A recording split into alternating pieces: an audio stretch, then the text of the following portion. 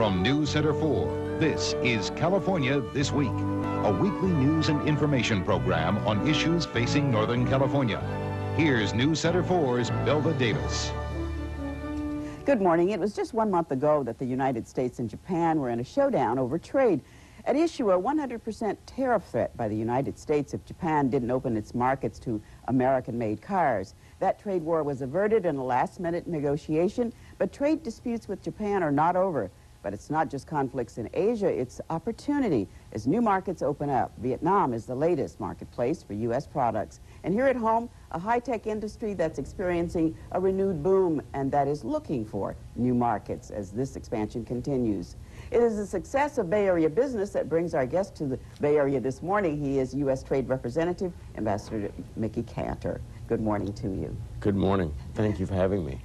Quickly, let me introduce our panel this morning, Jonathan Marshall, economics editor of the San Francisco Chronicle, and my colleague here at News Center 4, Roland Post. A recent article on the newsstand now accused the Clinton administration of letting trade drive its foreign policy. Is that a good position for the world's most powerful nation? It's an accusation we'll plead guilty to. Trade is critical in international economics to our success in building our standard of living and jobs and wages of the future. No longer is trade just a tool of our political and strategic interests. It's just as important. As we enter a post-Cold War world, we've got to recognize we're 4% of the world's population. 96% of our potential consumers live outside our borders. We need to make sure that we take advantage of those markets if we're going to progress in the future. Does this mean, though, that the United States is less likely to use trade as a weapon for other political interests like human rights concerns in China or and so forth? Trade, international economics stands on its own. As you know, the president in his MFN decision just a year ago and renewed this year indicated we should separate human rights concerns, which are critical, important. We've got to pay attention to it, make sure that we have human rights progress in China and other places around the world should be separated from trade. The way you engage the world today, create stability, support democracy, support market economies, and yes, even support human rights improvement is by engaging in trade and international economics, not only build our economy, which of course is critical to our people, the American people, but build the economies of other nations as well. One of the most remarkable things that's happened in the last 15 years in this world is democracy is broken out all over. Market economies are growing. Latin America is a perfect example. One non-democracy left in all of Latin America. Just that's happened in the last 10 years. We need to be the engine of growth in the world, growth for our country, and provide stability for the world through using economic issues. But there are those who will argue that you pushed very hard for NAFTA. NAFTA became a part of, was economics, it was trade, and it was foreign policy, and that what happened in Mexico proves that it was not, this does not necessarily work. What happened in Mexico has nothing to do with NAFTA. In fact, without NAFTA, the peso fall, the precipitous fall of the peso would have been much worse.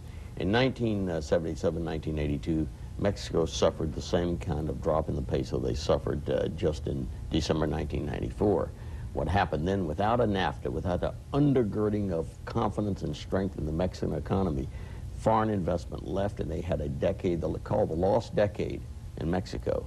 Now what you're finding is international investment is coming back into Mexico. The peso is stabilized. The Brady bonds have stabilized. Mexico's beginning to recover. Now, we're going to have to watch it very carefully. They've not fully come back from where they were, but our trade with Mexico is very strong. Our trade through NAFTA is very strong, and we're growing jobs because of it.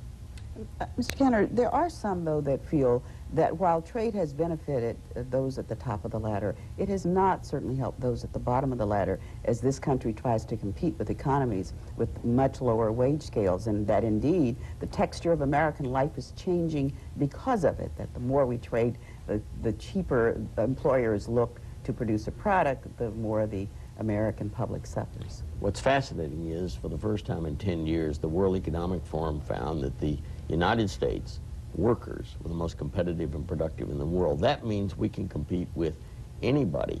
For the first time in years, in the textile industry, where we have lower paid workers, many women, many minorities, we increased our exports more than we increased our imports for the first time in years and years and years. We've never been better able to compete with the rest of the world. Our job now is to go out and open those markets which have been closed to us. The reason we've lost jobs is we've not had two-way trade. Our markets have been open. The markets in Asia and Latin America and even in Europe have been closed to some degree to our products, and it's hurt us. What we need to do is make sure we have a level playing field. If we level that playing field, if we have mutuality of obligation and comparability of open markets, we'll win again. One of the barriers to trade, particularly from the Bay Area, has been outright theft of intellectual property in some countries. This was a big issue with China.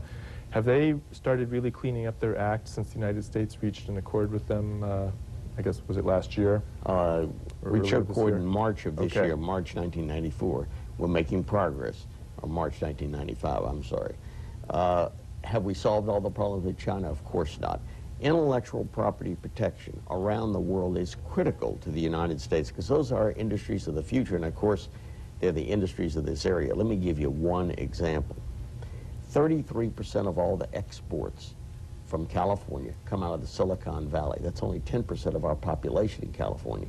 California is the largest exporting state in the country, and if it were a nation, it'd be the 7th largest exporting country in the world. So you can see how important high-tech exports are to our future in this country. Now, what we've done in this administration is put intellectual property rights protection right to the top of the agenda, not just in China, where he reached a very tough accord and it's beginning to work in terms of protecting intellectual property, in Brazil, in Argentina, in the rest of Asia, even working with Europe, where our intellectual property, copyrights, patents, trademarks are not as protected as they should be.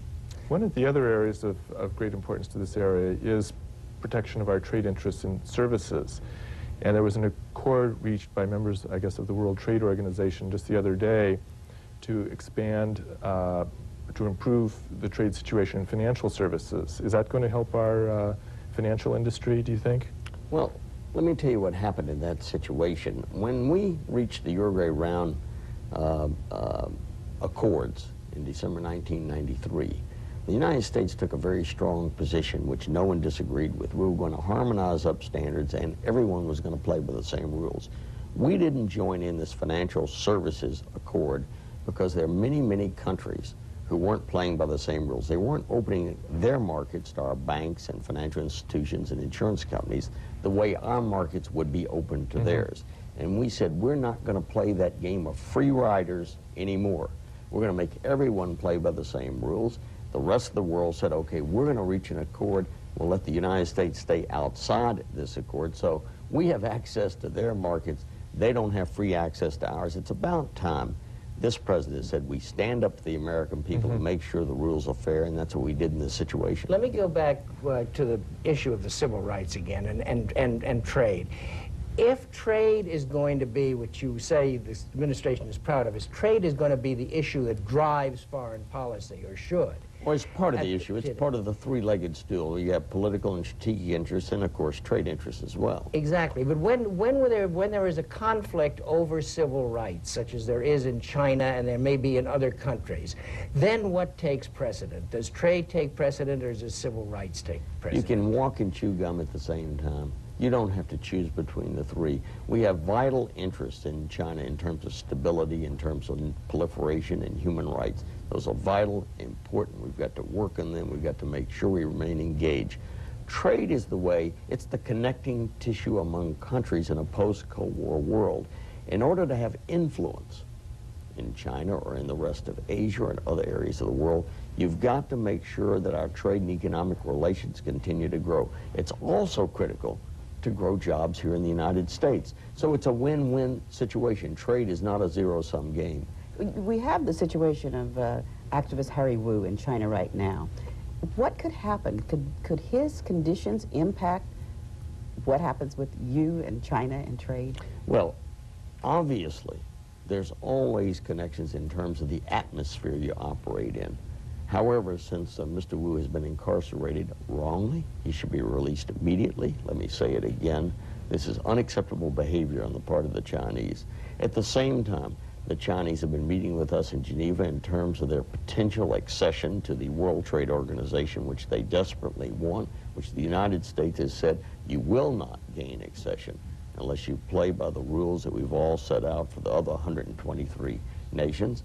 We're sending a team to China on intellectual property rights just week after next in order to make sure that agreement is being adhered to. So those discussions continue.